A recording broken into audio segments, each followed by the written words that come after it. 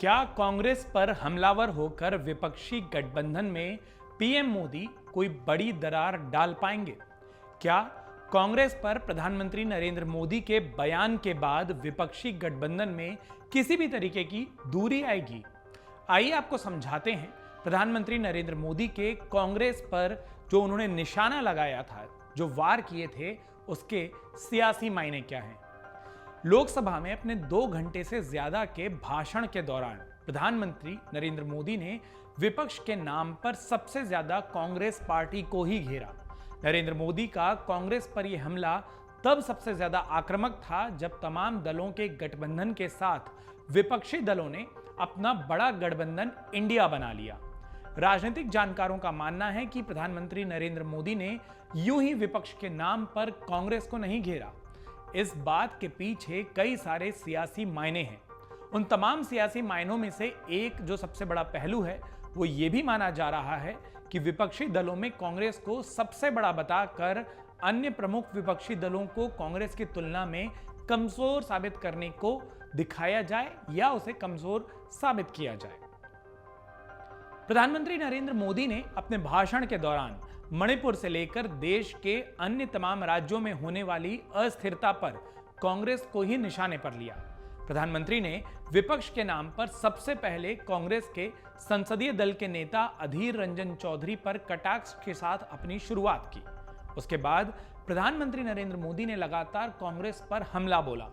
राहुल गांधी के हरियाणा के किसानों से खेतों में हुई मुलाकात को लेकर भी प्रधानमंत्री ने कांग्रेस को ही घेरा, तो वहीं दूसरी ओर कांग्रेस पर परिवारवाद से लेकर दरबारवाद का भी आरोप लगाया। इसके अलावा जब प्रधानमंत्री ने नॉर्थ ईस्ट से लेकर केरल और दक्षिण भारत के अलग अलग हिस्सों में विपक्ष को घेरने की कोशिश की, तो उसमें भी उन्होंने कांग्रेस को ही सबसे आगे रखा। राजनीतिक जानकार मानते हैं कि प्रधानमंत्री की ओर से कांग्रेस को ही सामने रखे जाने से एक साथ भारतीय जनता पार्टी के कई सियासी तीर छोड़ दिए गए, ताकि विपक्ष के नाम पर सिर्फ कांग्रेस का नाम लोगों की जुबान पर या सामने आए। वरिष्ठ राजनीतिक विश्लेषक कहते हैं कि विपक्ष के नाम पर सबसे ज्यादा कांग्रेस को घेरे जाने पर प्रधानमंत्री नरेंद्र मोदी ने विपक्षी दलों के एक बड़े गठबंधन में भी सेंधमारी करने का सियासी दांव चला। उनका कहना है कि इसके साथ कई सारे सियासी मायने हैं जो निकाले जा सकते हैं। सबसे पहला तो ये कि अगर प्रधानमंत्री की ओर से विपक्षी दलों के इस गठबंधन में सिर्फ कांग्रेस को ही सबसे आगे प्रमुखता से रखा जाएगा, तो अन्य दलों की हैसियत को कमतर साबित करने का एक प्रयास ये दिखाई देता है। ऐसी दशा में विपक्षी दलों की एकता में टूट भले ही ना पड़े, लेकिन अंदर ही अंदर इस बात की चर्चा होने की संभावना रहेगी कि कहीं ऐसा तो नहीं कि विपक्षियों के बीच में सबसे बड़े नेता और सबसे बड़ी पार्टी कांग्रेस ही मानी जाए और उसके नेता को ही सबसे बड़ा नेता माना जाए। राजनीतिक जानकारों का यह भी मानना है कि विपक्षी दलों के इस गठबंधन में हर एक राजनीतिक दल खुद को न सिर्फ महत्वपूर्ण मानकर चल रहा है, बल्कि इस बात की भी अंदर खाने में उठापटक मची रहती है कि उनका दल इस इंडिया गठबंधन में, जिसे भाजपा I.N.D.I.A. कहती है, उसमें निचले पायदान पर ना समझा जाए। राजनीतिक जानकार कहते हैं कि जब सदन में सरकार के खिलाफ अविश्वास प्रस्ताव लाया गया, तो उस दौरान गठबंधन के कई दलों ने इस बात पर आपत्ति जताई थी कि उनके नेताओं के दस्तखत क्यों नहीं करवाए गए। ये चर्चाएं पहले भी होती रही हैं कि कहीं इस पूरे गठबंधन में कांग्रेस बाजी ना मार ले, और इसीलिए अन्य दलों के नेता लगातार न सिर्फ अपनी पार्टी का पक्ष आगे रखते आ रहे हैं, बल्कि कांग्रेस भी इस बात को समझते हुए अन्य दलों को पूरी तवज्जो देती दिखाई देती है। लेकिन प्रधानमंत्री नरेंद्र मोदी ने अविश्वास प्रस्ताव पर अपने दिए जाने वाले भाषण में विपक्षी दलों के अंदर खाने चल रहे इस मिजाज को न सिर्फ भली बाती परखा, बल्कि उस पर अपना एक सियासी शॉट भी लगा दिया।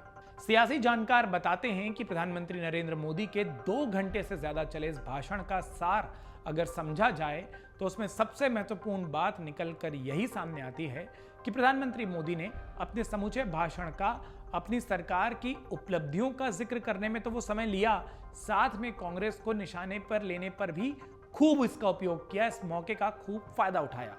राजनीतिक विश्लेषकों का यह भी कहना है कि जब बुधवार को अमित शाह की ओर से मणिपुर मामले में विस्तार से सारी बातें सदन को बताई गई, तो अनुमान यही लगाया जा रहा था कि प्रधानमंत्री नरेंद्र मोदी की ओर से अब मणिपुर के मामले में वो सारी बातें फिर से दोहराई नहीं जाएंगी।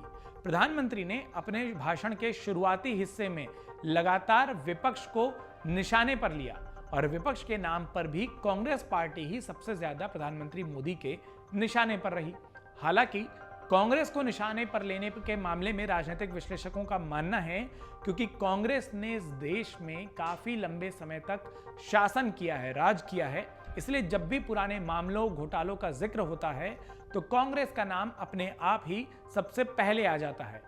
उनका यह भी मानना है कि विपक्षी एकता में प्रधानमंत्री के भाषण से बहुत बड़ा कोई असर पड़ने वाला नहीं है। अब विपक्षी दलों की ये एकता प्रधानमंत्री के इस भाषण के बाद टूटती है, कायम रहती है, कमजोर होती है या और मजबूत होती है, यह तो आने वाले वक्त में और मुंबई में होने वाली विपक्षी दलों की एकजुटता वाली बैठक के बाद साफ हो पाएगा।